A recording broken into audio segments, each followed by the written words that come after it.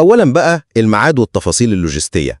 الماتش هيتلعب الساعة 10 بالليل بتوقيت القاهرة على ملعب لومن فيلد في مدينة سياتل الأمريكية، واللي سعته بتوصل لحوالي 69 ألف متفرج، وطبعاً الماتش منقول على قنوات بي إن سبورتس.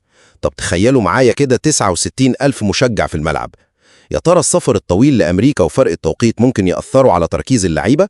ثانياً، نيجي للتاريخ والأرقام. زملاء محمد صلاح هيلعبوا بالطقم الأبيض الكامل، وبلجيكا أو الشياطين الحمر هيلعبوا بالطقم الأحمر. بصوا، تاريخ المواجهات الودية في صالحنا جدا. يعني من أصل 4 ماتشات الفراعنة كسبوا 3 وبلجيكا كسبت ماتش واحد، وسجلنا 7 أهداف مقابل 4 ليهم.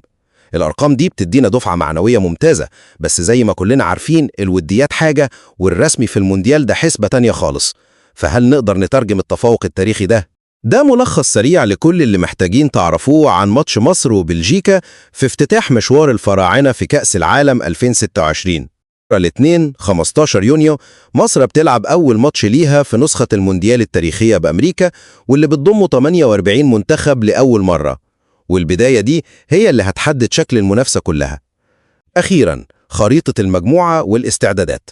مصر وبلجيكا بيقعوا في المجموعة السبعة اللي بتضم كمان إيران ونيوزيلندا. استعداداتنا تحت قيادة الكابتن حسام حسن كانت قوية. فزنا على روسيا 1-0 في القاهرة، وخسرنا بصعوبة قدام البرازيل 2-1 في أمريكا. الاحتكاك بمدرسة أوروبية زي روسيا ومدرسة لاتينية زي البرازيل في وقت قصير هو أحسن بروفة ممكنة عشان نقدر نتعامل مع قوة وسرعة بلجيكا. الخلاصة، ماتش بلجيكا هو المفتاح السحري للعبور من المجموعة السبعة، وكل العيون متعلقة برجال حسام حسن بكرة بالليل.